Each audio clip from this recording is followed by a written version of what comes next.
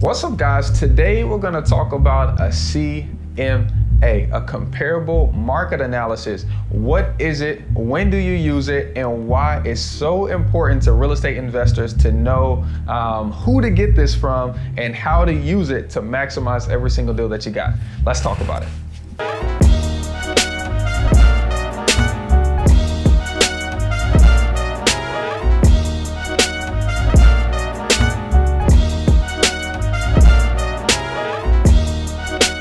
What's up, guys? It's your boy Sawan Belcher. I'm a full-time real estate investor here in Greensboro, North Carolina, and welcome to This Is Me Taking Action YouTube channel. Here we talk about business, leadership, and how to make as much money as possible during a 30-day period of time so you can ultimately live the your ultimate dream life. Okay, so today we're going to talk about the CMA, okay, the comparable market analysis. Okay, most people, especially newbies, know a CMA as ARV, after repair value, okay? And ARV is more of an investor term, okay? CMA is more of a realtor term. And essentially a CMA shows comparable sales around the subject property to give you an example of either what you should be buying the property for, as is, or what you should be selling your property for, after it's already fixed up.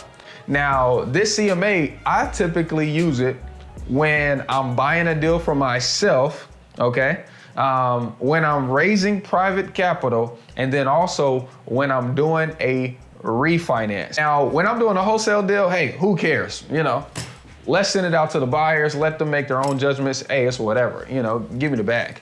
But when I'm buying a property for myself, yeah, I know how to look up comps, So a comp is a similar bedroom, similar bathhouse, similar square feet. Now, in order to dumb it down and get the best ARV, or to get the best actual, value of the property, is to make sure that you're looking at sales within the last year. Now, outside of bedrooms, baths, and square feet, does your comparable sale need to have every single thing that your house has? No, not at all. But the more like properties you find, the better ARV you're gonna find, okay? Now, in this particular case yesterday, I'm in the middle of a refinance on our office, this property right here.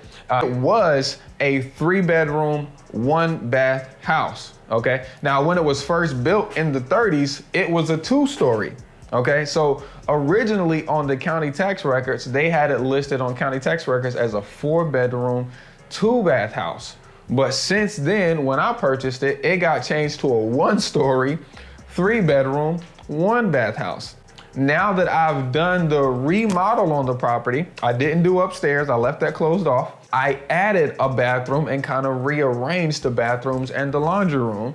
Okay, and I did some other things as well, added a little square footage to it. I asked 3 different realtors to get me a CMA because I wanted to see who was gonna have the best, I wanted to see who was gonna have the best outlook like I have. Now understand that your realtors that you asked to do you this favor, because typically you're not gonna pay a realtor for a CMA. I offered to pay them, okay?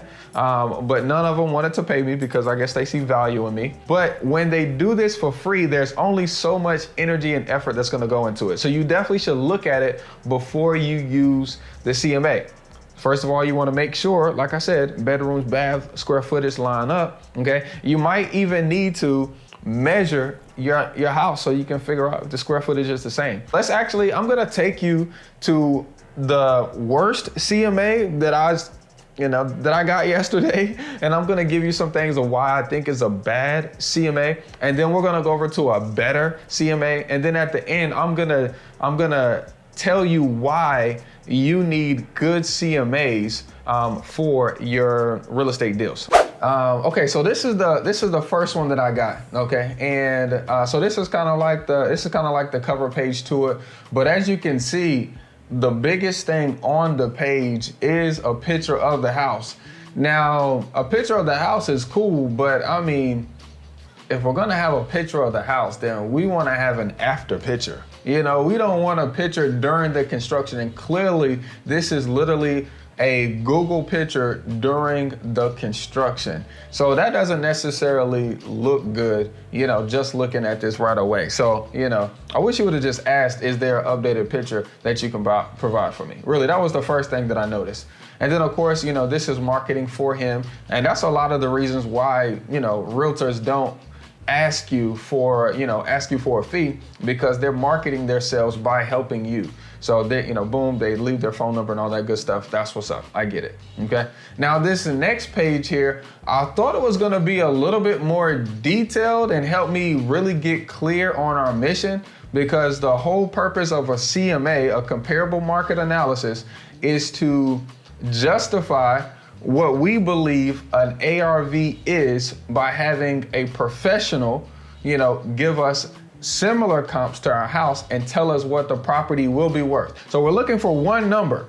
And the first thing that I noticed about this is we have a random map here. Okay, I was just like, okay, whatever, great. So they can see the location, awesome. And then it says current estimated value. Okay, current estimated value, $102,000. I was like, okay, that's not right. That's definitely not right. But let's just say that that is his opinion, okay? He also has down here AVM estimated range 65,000 to 139,000. And then right under AMV range says AMV confidence is 1 star? What? So I was really confused at this point. Okay, so I went over to this next side that has some blue, and I like blue because blue looks cool. Okay, and it says your comp analysis, 147,386. So I'm like, okay, well, the number is getting closer to what I believe it is, but let me just keep going. So at this point, this is based off of a per square foot basis. Well, like I said, we kind of changed up some things in our house, and he didn't ask me for an updated square foot. So this 173 square foot might be right, but how many square feet is he basing this off of? I don't know, because it's not here. So that doesn't really help me in this case determine what the real value of my house is after I fixed it up. Okay, but right under this, it says your comp analysis range 127,000 to 184,000. So at this point, I'm completely confused. I don't know if the value is 102, 65,000, 139,000, 147,000, 127,000, or 184,000. Which number is it really? Seriously. And so I was like, well, let me just continue, because it looks like there's several pages attached. Okay, so I continue down here, and it gave me home facts. Now, home facts are good, especially for the purposes that we're gonna use a CMA, whether we're buying a property for ourselves, to verify our numbers, whether we're using it to raise private money, or whether we're giving it to our appraiser for a refinance to justify what we believe the property should be worth. But once again, he didn't ask me any of these questions about the property, because once again, it's not a 1 bathroom anymore, it's 2 baths. Once again, it's not 854 square feet. I haven't measured it yet, but I believe it's somewhere around 1,250 to 1,300 square feet. Now the lot size probably hasn't changed at all, nor the lot dimensions, but it says roofing, okay? Wood, the house doesn't have wood shingles anymore. It had metal when I purchased it, but now it actually has asphalt shingles. And then of course, foundation concrete, exterior walls, wood shingles. Is not wood shingles. We upgraded everything with vinyl. And before we, had vinyl, it was actually an asbestos siding. So this is all wrong. And so that's not gonna help me with anything that I'm trying to accomplish. But I said, let me continue to look and see what this guy is providing. Now, when we're giving this to a private money person, we wanna capture the house in the best light possible, that this house is a good investment, that it has equity, and our numbers are correct. Okay, and there's no way for this private money guy to lose. Matter of fact, it's more beneficial for him to have to take the house and sell it himself. He'll make more money like that if he were to just lend on it. We want the house to be shed in the best light possible. So this page here, where it gives our house a 53 out of 100 score based off of housing and affordability, neighborhood, transportation, environment, health, engagement, and opportunity, and it gives us a 53 out of 100 score. That's not gonna shed the best light on our private money person, nor an appraiser if we need to influence their decision, on what the house can be appraised for. And at this point, honestly, I didn't even read anything about this right here, and I just figured all of this was a waste of time, because at this point, he doesn't know what he's doing, and this is not gonna really help us accomplish. This is not really gonna help us accomplish any kind of goal. So I closed this down, and I started to look at another CMA that I got from another realtor. Now, shout out to Kirby. He always helps me out with stuff like this. So I'm gonna link right here to an interview that we did with Kirby, going over comps and going over stats about the market, because Kirby is extremely good about stats. Okay, now this is his page. Okay, this is his first cover sheet. Comparable market analysis based on recent home sales sold in the area. Boom, straight to the point. Okay, address of the property, square foot. Once again, he didn't ask me about the square foot, but it's okay, I get it. He actually added it up on so now this is one thing I do like. When it comes to square feet, okay, there is a price per square feet that your home can be worth. He gave it a low, a mid, and a high. So I like that. Okay, I like that. And now one thing that you will notice is that compared to Mario's square footage calculations, Mario's was 173. Okay, Kirby's is 170. So now looking at two different, CMAs, we can now see that this 170 per square foot is probably right. But we, once again, they didn't update our new square footage. So that's definitely taken into account to why it says 145. Okay, but I like this. This is simple, bada boom, bada bang, and he got a QR code so you can find him if you need to ask him any questions, or use him as a realtor, okay? So I like that. Now, he also separated his marketing page from the actual data. I like that too, because then I don't have to give this to everyone. If I need to give this to my private money guy, he might like that, because then he can call Kirby and have a conversation with them about it. Okay, but if I'm giving this to my appraiser who's giving it to the bank, they might not want to know who he is. They might not want to know that they got this CMA from Kirby, that the appraiser didn't get it from themselves, okay?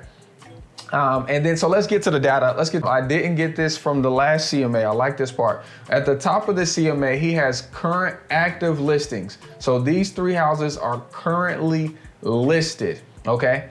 What I don't like about these ones that are listed here, our house is a 3-bedroom, 2-bath house, okay? The houses here in the current listings all three of them are 2 bedrooms. So clearly these houses are gonna be worth less than our house. Now, on the good side of things is that's gonna prove to our point that our house should sell or be worth more than these houses, because they're 2. So that's not all bad. So this current house, this first house, 152,000. The second house, 119,000. This third house here, 134,000. Okay, so clearly if someone is looking at this, they could probably say to themselves, well, this house is clearly gonna be worth more than these houses off gate. So the house is gonna be worth more than 152,000. All right, so let's go down here to this next section, which is listings that are closed, okay?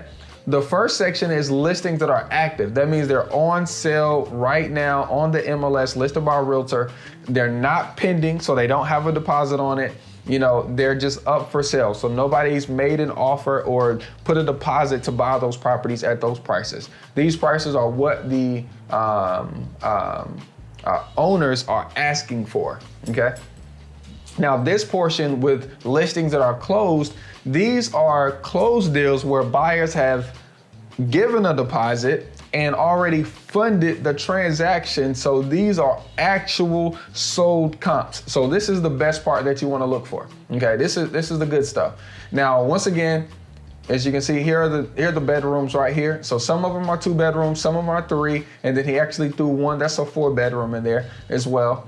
And then some of these are 2 bedrooms, some of them are 1 bathrooms, you know, and that's cool. And then he also did a good job here at making sure that these properties are not built in 2012, you know, or 2002. He made sure they're all 1900 properties. So that's really good there. Now our property has more than a half an acre, in which there's only 1 property here on Ontario that has as much land as we have. Okay. And so let's go through some of this. This house on Garrett is a 3-2, just like our house. It was built in 1990. Ours was built in 1930. So theirs is a little newer than ours. Their house is about 1,000 square foot, and they listed it for 160, and it sold for 175. So that's a good number, 175. It just sold in September of last year. So that's just 4 months ago. Okay, so once again, time is a factor. That's 4 months ago. That's pretty accurate right there. All right, so the next one is on Oak Street, a 3-2, perfect, that's us, built in 1939, so that's close to us. Like I said, the yard is a little smaller, 1,300 square feet. That's really accurate. You know, like I said, ours is about 1,250 to 1,300. And then that one got listed for 185 and sold for $180,000 in August, 5 months ago. So that is really tight. 3-2, just like ours, built in the 1900, just like ours, 1,300 square foot, you know, very similar to ours, within 100 square feet of that, and sold for $80,000. So between these first 2, we're kind of getting the picture that this house should appraise at 175 to 180. Now, now there's other comps as well, but essentially the data, how much data already compared to fake news that was on the first CMA makes this a good CMA. Now, let me tell you why the way that Kirby has his setup, okay, versus how Mr. Mario had his setup, or why this is so much better, okay?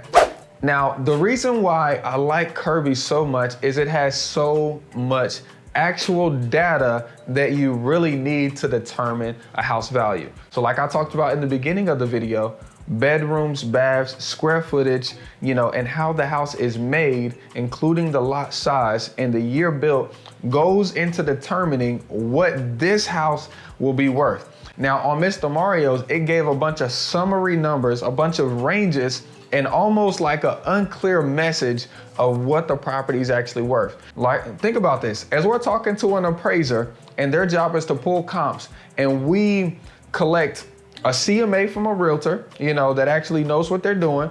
We take before pictures and after pictures. We get a grand scope of work from our contractor that shows exactly what we did, how much we paid the contractor for those things, and how much those things cost and when we did it, and we present that to the appraiser almost has to do no work. They can take your portfolio that you just gave them and pass it along to the bank as evidence of why your property is worth this amount. That's less work the appraiser has to do, you know, and it makes you look more lendable. It makes you more bank ready, and like you're more of a professional. This is not a hobby for you. You're not trying to figure things out.